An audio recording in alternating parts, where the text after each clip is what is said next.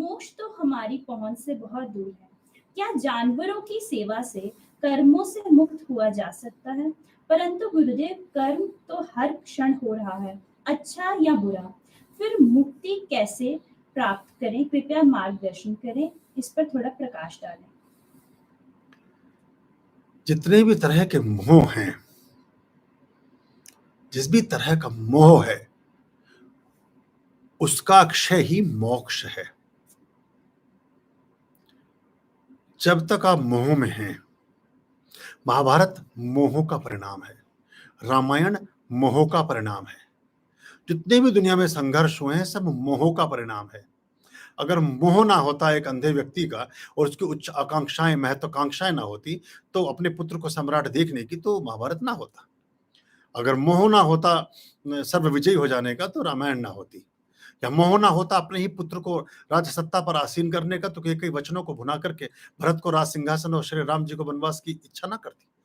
मोह का क्षय ही मोक्ष का द्वार है।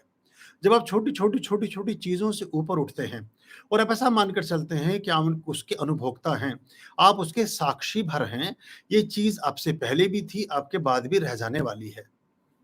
आपने किसी को देखा कि किसी ने अपने घर में ऐसे पहिए लगाए हों, बड़ी कोठी में, ताजमहल में, बड़े महलों में, अपने घरों में, या जिन गाड़ियों में पहिए लगे हैं उनमें भी, कि जब वो व्यक्ति मरने के करीब हो और तो उससे कहा गया कि भाई तुम ये इसके साथ ही चले जाओ, उसमें बैठ कर ना जा सकेंगे। कोई सिंहासन वहां नहीं पहुंचता, कोई रथ वहां जा ही नहीं सकता। पूरा जीवन हमारा कुछ चीजों का एक जोड़ मात्र है। जैसे ही वो चीजें तिरोहित होती जाती हैं, वैसे जीवन विलीन और समाप्त होता चला जाता है। भिक्षु नागसेन को सम्राट मिलिंद ने निमंत्रण भेजा था कि आप राज दरबार में आए, पधारें। तो भिक्षु नागसेन को जो पत्रवाहक, जो संदेशवाहक निमंत्रण देने पहुंचा, तो देखा कि भिक्षु नागसेन अपने आश्रम की क्यारी में पौधों के साथ काम कर रहा है। मिट्टी में हाथ पैर सने हुए हैं, एक छोटा सा जरा जीर्ण वस्त्र उसके शरीर पर लिपटा हुआ है, लंगोटी पहने हुए और अपने पौधों में सेवा कर रहा है। तो उसने उसी से पूछा कि भिक्षु नागसेन कहाँ मिलेंगे? तो वो कहता है कि भिक्षु नागसेन से आप मिलना चाहते हैं? तो बोला हाँ, मैं उन्हीं को निमंत्रित करने आया हूँ, राज दरबार से, और राजा ने मुझे, सम्राट मिलिंद ने मुझे भेजा है। तो कहते हैं कि आप आए, आपका स्वागत है, लेकिन भिक्षु नागसेन जैसा कोई है नहीं।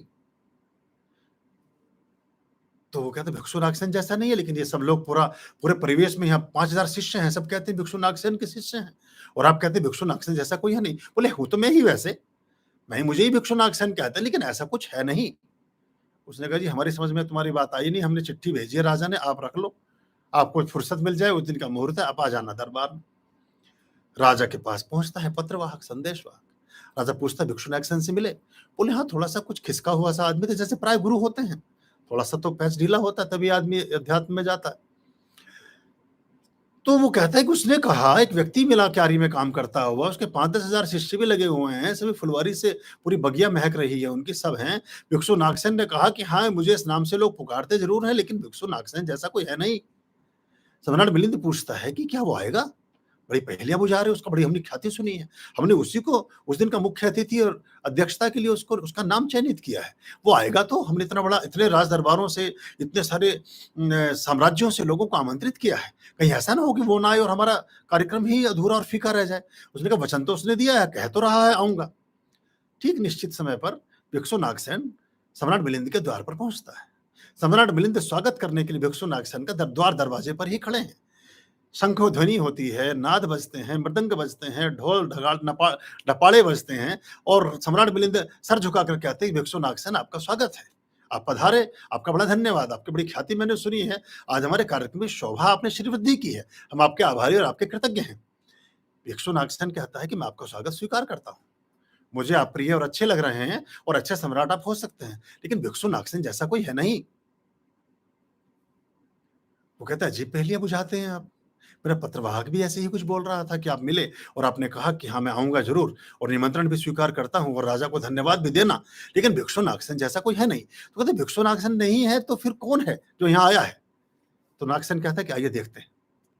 वो रथ की तरफ जाता है कि आपने रथ भेजा मुझे बुलाने के लिए? कहते हाँ रथ भेजा। बोले रथ है? बोले हाँ है। इसके जो घोड़े, जो इसमें अश्व लगे हैं, उनको निकालकर अलग कर लिया जाए। घोड़े अलग कर दिए गए। नागसेन ने मिलिंद से पूछा कि क्या ये रथ है? सम्राट मिलिंद ने कहा कि नहीं, ये रथ नहीं है, ये अश्व हैं, ये घोड़े हैं। फिर उसमें जो चक्के लगे थे, उन चक्कों को अलग निकाल दिया गया। फिर पुनः पूछता है नागसेन, भिक्षु नागसेन मिलिंद से पूछता है कि क्या ये चक्के रथ हैं? सम्राट कहता है, नहीं, रथ नहीं है, चक्के हैं। फिर उस पर बम जो आगे की तरफ उसके जो दो सतूल लगे होते हैं, जो दो जिन पर वो बैलों के कंधे पर रखे जाते हैं, उनको निकाल कर अलग कर दिया जाता है। कहते क्या ये रथ है? कहते नहीं, ये भी रथ नहीं है। फिर उसको ऊपर छत्र लगा, छत्र को अलग किया जाता है। तो पूछते भिक्षुनागसेन कि सम्राट मिलिंद ये क्या है? कहते ये रथ नहीं है, छत्र है। एक एक अंग रथ का निकलता चला जाता है और प्रत्येक अंग पर मिलिंद कहते हैं कि यह भी रथ नहीं, यह भी रथ नहीं, यह भी रथ नहीं और यह भी रथ नहीं, और पीछे कुछ शेष भी नहीं बचता, कुछ भी नहीं रह जाता। कुछ दो चार छोटा मोटा सा लकड़ी की डंडियां रस्सी पड़ी रह जाती है। तो कहते रथ है कहाँ? रथ कहाँ गया? रथ जैसी कोई चीज है नहीं। तो ऐसी भिक्षु नागसेन जैसी कोई चीज है नहीं। कुछ विद्याएं हैं, कुछ शिक्षाएं हैं, कुछ साधनाएं हैं, कुछ तपश्चर्या है, कुछ ज्ञान है, कुछ देशना है, कुछ बात है, कुछ चीज है, कुछ एक ऐसा दर्प है परमात्मा का जो संयोजित होकर के एक जगह समायोजित होकर के भिक्षु नागसेन बन गया है। लेकिन भिक्षु नागसेन जैसा कोई है नहीं। तो हमारे जीवन में कुछ चीजों का समुच्चय ही हमें कुछ चीजों की तरफ प्रतिष्ठापित करता है, प्रतिसंवेदित करता है, प्रतिष्ठित करता है। हम कुछ होते नहीं। तो जैसा आपने कहा, ये आपके अब ये मोक्ष के प्रश्न का उत्तर चल रहा है। आप सोचेंगे गाड़ी कहाँ से कहाँ पहुंच गई, रतलाम से अजमेर जा पहुंचे, लेकिन अभी बात वहीं की वहीं है। तो एक बात, दूसरी बात, जितने भी हमारे कर्म हैं, जब आप ईश्वर से संयोजित कर्मों में निमित्त होते हैं, सक्रिय होते हैं, संलग्न होते हैं, समर्पित होते हैं, तो बहुत सारे दोषों से स्वतः ही बच जाते हैं। वो दोष उस समय नहीं हो रहे होते हैं। तो जो आपने कहा कि कर्म तो प्रतिक्षण हो ही रहे हैं, तो कर्म का सिद्धांत आपके हाथ में है। कर्मण्येवाधिकारस्ते मा फलेषु कदाचन, स्पष्ट कहा है भगवान श्री ने। कर्म का सिद्धांत आपके हाथ में है और प्रत्येक कर्म से आप बंध हैं। अर्जुन ऐसे ही पूछता है कि क्या हम कर्मों से बंधे हैं? हम प्रतिदिन कुछ ना कुछ कर्म करते जाते हैं और उन कर्मों के साथ हमारे जीवन उसी तरह से निष्पादित और संचालित होता है। इसका क्या हम कैसे इससे मुक्त हो सकते हैं, कैसे छूट सकते हैं? लगभग ऐसा ही कुछ प्रश्न रहा होगा जैसा आपने भेजा है। क्या नाम था इनका? कविता भ्रष्ट। कविता जी। तो भगवान श्री कहते हैं कि आप अर्जुन से बोलते हैं, भगवान श्री कृष्ण, कि आप एक पैर पर खड़े हो जाए। अर्जुन दाहिने पैर धरती पर टिकाए रखता है और बाएं पैर को उठा लेता है। फिर भगवान श्री कृष्ण कहते हैं कि अब दायां भी उठा लो। तो अर्जुन हंसता है, बोले अब ये कैसे संभव है? बोले पहले संभव था, पहले दायां भी उठाया जा सकता था, लेकिन हमने बायां उठाया, लेकिन अब नहीं उठा पाओगे। एक कर्म करते ही आप उस कर्म की परिधि से बंध जाते हैं। अब उठाओगे तो गिर जाओगे। तो पहले उठाया जा सकता था बायां या दायां। कर्म दोनों आपकी मुट्ठी में है, आपके हाथों में है। सुकर्म या कुकर्म, श्रेष्ठ या निकृष्ट, अच्छा या बुरा, शुभत्व या अशुभत्व, बुरा या श्रेष्ठ, शांतिपूर्ण या अशांतिपूर्ण, जीवन को सुख देने वाला या दुख देने वाला, किसी को मिटा देना, किसी को समाप्त कर देना, किसी को बुरा कर देना, ये सब, या किसी का अच्छा कर देना, किसी का श्रेष्ठ कर देना, ये सब आपके मन में, किसी भी मनुष्य के मन में जैसे ही ये विचार कौंधता है कि मैं उसका कुछ बुरा कर दूं, वो बुरा तो होगा कि नहीं होगा, वो बुरा तो फलित होगा कि नहीं होगा, इसकी कोई गारंटी नहीं, इसकी कोई सीमा नहीं, इसका कोई सुनिश्चितता नहीं, लेकिन आपका बुरा होना शुरू हुआ। आपने गड्ढा खोदा, आपने किसी व्यक्ति को जवाब देने के लिए, किसी व्यक्ति को नीचा दिखाने के लिए, किसी व्यक्ति से अपने अहंकार की तुष्टि के लिए अपने अंदर क्रोध को अपनाया और क्रोध को जन्म देने के बाद आप उसका कुछ बुरा करने के लिए उसको संवाद बोलते हैं। उसका बुरा होगा कि नहीं इसकी कोई गारंटी नहीं, लेकिन जैसे ही क्रोध आपके अंदर जन्मा, आपका बुरा होना शुरू हुआ। आप गड्ढे में गिरे, आपका संताप, आपका शोक, आपका बढ़ा और आपका जो आरोग्य और आपका जो सुख है वो क्षरित होना शुरू हुआ। तो हमें करना है क्या, ये हमारे हाथ में निश्चित है।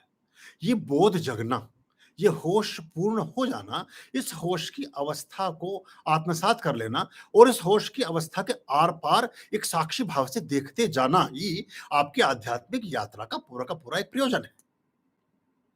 जितने पूजा-पाठ, जितने क्रियाकलाप, जितनी भी पद्धतियाँ, जितने भी दान-पुण्य, जितनी भी आप विधियाँ, जितनी भी चीज़ें अपने जीवन में अपनाते हैं, हिंदू धर्म में वो सारी की सारी आपके जीवन के कल्याण के लिए हैं। और जब आपका जीवन कल्याण में होता है, तो आपसे संबंधित सभी चीज़ों का कल्याण उसमें निहित है। कोई चीज़ उससे बचती नहीं। आपकी प्रतिछाया में जितनी चीज़ें परिपोषित होती हैं, आपकी छाया में जितनी चीज़ें पल्लवित और पुष्पित होती हैं, आपकी छाया में जितनी चीज़ें सुवासित और सुगंधित होती हैं, सभी पर आपकी छाया आती है। आप जैसे हैं वैसा ही होगा। पानी ऊपर से नीचे की तरफ बहता है। अगर गंगोत्री में ही, अगर जलधार में ही, जहाँ झरने के मुख पर ही एक मुट्ठी ज़हर डाल दिया, तो जहाँ तक वो धार जाएगी, वो ज़हर का प्रभाव वहीं तक जाएगा।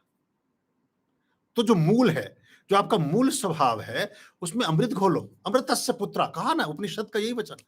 अमृतस्य पुत्रा रसो वैसे, परमात्मा के रस में बस जाना ही मनुष्य का सबसे बड़ा ध्येय है। एक गहरी ठंड में तू निकली धूप सी, एक गहरी ठंड में तू निकली धूप सी, मैं हो जाऊं तेरा, दिल मेरा चाहता, तू सुकून सा, तू यकीन सा, तेरे होने से सब हसीन सा।